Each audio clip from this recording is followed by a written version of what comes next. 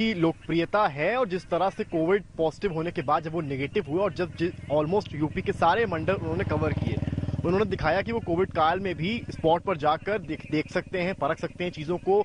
जहां कमियां थी वहां सस्पेंशंस हुए हैं, जहां पर चीज़ें बेहतर थी वहां तारीफ हुई है और एडेड ऑन चीज़ें की हैं। हाँ, इस लहर में थोड़ा सा इनकी कमजोरी सामने आई, यानी कि पहली जब लहर आई थी तो यूपी ने बेहतर प्रदर्शन किया था, पर इस लहर में थोड़ा सा डगमगाए। ऑक्सीजन सिलेंडर्स के पास लाइन लगी, वो रियलिटी है, वो किसी से छुपी नहीं है।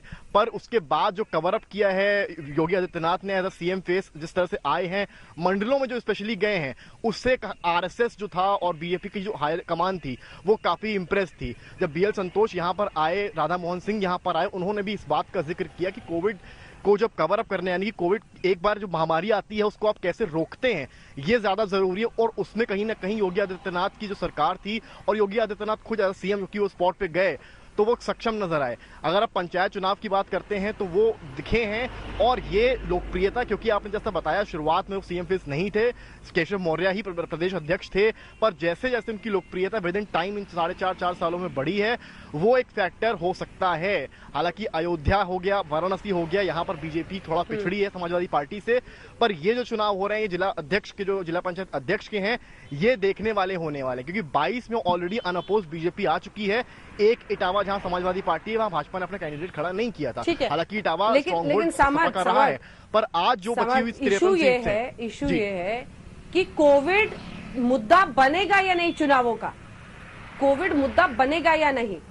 कोविड और किसानों की नाराजगी जो पश्चिमी उत्तर प्रदेश में देखी जा रही है, त्रिपाठी जी आप दोनों से कंक्लूडिंग रिमार्क जल्दी जल्दी ले रहे हैं, वो इशू बनेगा ही नहीं, क्योंकि आप लोग तो कश्मीर में जो सिख लड़कियों का धर्मांतरण हो रहा है उस पर रवि किशन को मैदान में उतार देते हैं। मतलब इशू जो है अपने हिसाब से बीजेपी डाइवर्ट कर लेती है।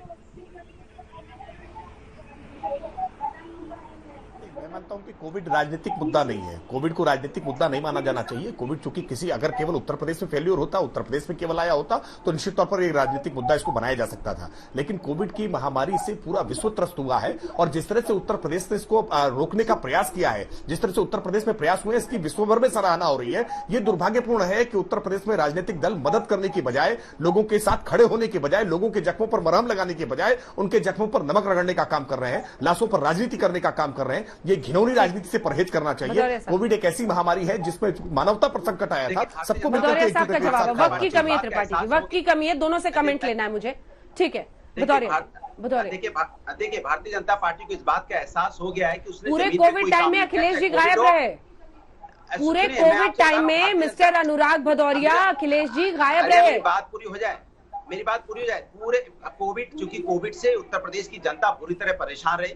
उत्तर प्रदेश की सरकार ने 4.5 साल तक सिर्फ उत्तर प्रदेश की जनता को ठगा, इसलिए उत्तर प्रदेश की जनता को मूल मुद्दे से भटकाने के लिए लगातार इन्होंने अब नए नए मुद्दे, जाति धर्म के मुद्दे शुरू किए, लेकिन ये भूल गए ये उत्तर प्रदेश की जनता है। आप अच्छी तरह से जान चुकी है कि भारतीय जनता पार्टी है, ये चुनाव आते ही इनको धर्म और जाति के मुद्दे याद आ जाते हैं, जनता के असली मुद्दों को भूल जाते हैं। इसलिए जनता लेकिन अपने मुद्दों को याद रखते हुए इनको इस बार 2022 में इनको इनकी विदाई कर देगी और समाजवादी पार्टी इन हो जाएगी। हमें एक ब्रेक के लिए चलेगी जिसपे बीजेपी वालों को ही बैठा के घुमाएंगे, उनका भी स्वास्थ्य अच्छा रहेगा।